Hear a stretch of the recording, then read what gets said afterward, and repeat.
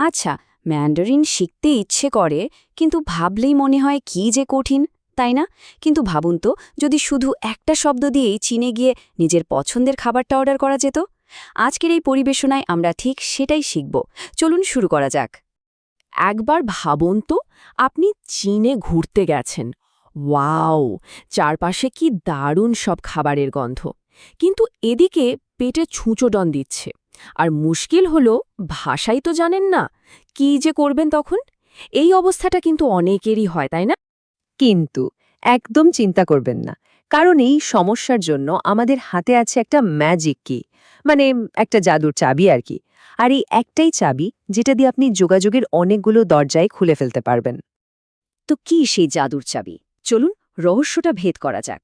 এই স্লাইডটা কিন্তু খুব গুরুত্বপূর্ণ, কারণ এখানেই আমরা ম্যান্ডারিনের সবচেয়ে দরকারি দুটো শব্দ শিখব। একটা হলো আছে, আর অন্যটা নেই। আর এই হলো আমাদের সেই ম্যাজিক কি, ইয়ো। সহজ করে বললে এর মানে হলো আছে। আর বিশ্বাস করুন, চীনে আপনার যা কিছু চাই তা পাওয়ার জন্য এই একটা শব্দই কিন্তু যথেষ্ট। এটা ভালো করে মনে রাখতে হবে, ইয়ো। এখন এই স্লাইডে যা দেখা যাচ্ছে সেটা কিন্তু বেশ মজার একটা ব্যাপার। দেখুন, ইয়ো মানে আছে, আর তার উল্টোটা মেইও মানে নেই। এই দুটোর পার্থক্যটা কত সহজে বোঝা যায়। ধরুন আপনার কাছে বই আছে, তাহলে আপনি বলবেন ওয়ো শু, মানে আপনি একজন ছাত্র। কিন্তু যদি টাকা থাকে ওয়ো ছেন, তাহলে তো আপনিই বস। আর যদি ছাত্র হন আর খুব খিদে পায়, তাহলে অবস্থাটা সম্ভবত হবে মেইও ছেন, সোজা বাংলায় পকেট গড়ের মাঠ। বাহ! আমাদের হাতে তো জাদুর চাবি চলে এসেছে। তাহলে আর দেরি কেন?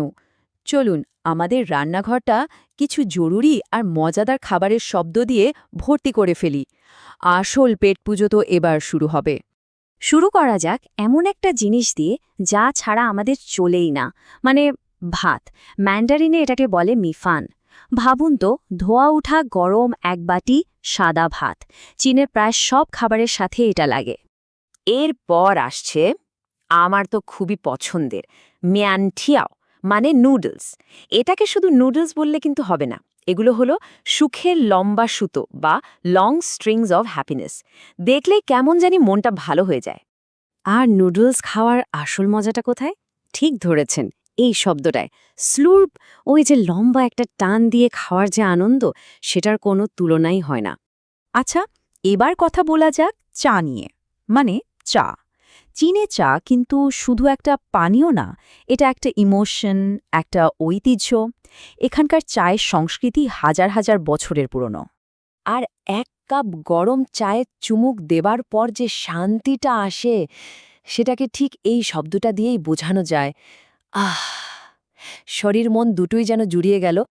আর সবশেষে আমাদের জীবনের সবচেয়ে জরুরি জিনিসটা, পানি। ম্যান্ডারিনে এটাকে বলে সুই। খুবই সহজ, কিন্তু ভীষণ দরকারি একটা শব্দ। এটা কিন্তু মনে রাখতেই হবে। বাহ, আমাদের ভাড়ার তো প্রায় ভর্তি। এখন কি করতে হবে? এখন আমাদের সেই ম্যাজিক কি আর এই খাবারের শব্দগুলোকে একসাথে জুড়ে দিয়ে বাক্য বানানোর পালা। চলুন দেখি কাজটা কতটা সহজ। দেখুন, বাক্য তৈরির ফর্মুলাটা একদম জলের মতো সোজা, ঠিক যেন একটা রান্নার রেসিপি। প্রথমে বসছে কর্তা, মানে আমি বা ও। এর পরেই আমাদের ম্যাজিক কি, ইয়ো। আর একদম শেষে যে খাবারটা দরকার সেটার নাম। ব্যাস, হয়ে গেল। যেমন ধরুন, এই স্লাইডেই দেখানো হচ্ছে আপনি বলতে চান আমার নুডলস আছে, তাহলে বলবেন ইয়ো মিয়েনঠিয়াও। আর খেয়াল করেছেন, যে ইয়ো বলছেন, স্ক্রিনে একটা সবুজ স্ট্যাম্পের মতো ইয়ো চিহ্নটা চলে আসছে। কি দারুণ একটা ব্যাপার, তাই না? তো এতক্ষণ তো অনেক কিছুই শেখা হলো। এবার একটু পরীক্ষা হয়ে যাক, কি বলেন?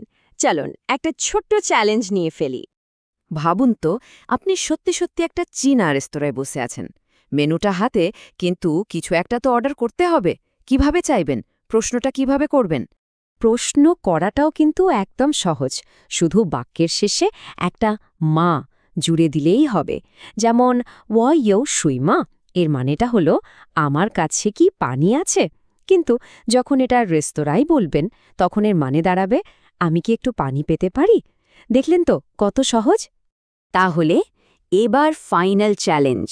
ধরুন আপনি একটা রেস্তোরাঁয় বসেছেন আর আপনার ভাত চাই, কি বলবেন? একটু ভাবুন তো। সূত্রটা কিন্তু আমরা একটু আগেই শিখেছি।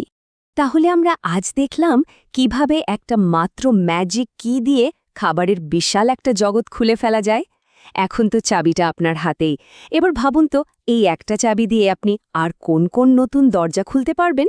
শেখার জগৎটা কিন্তু আসলেই অনেক বড়।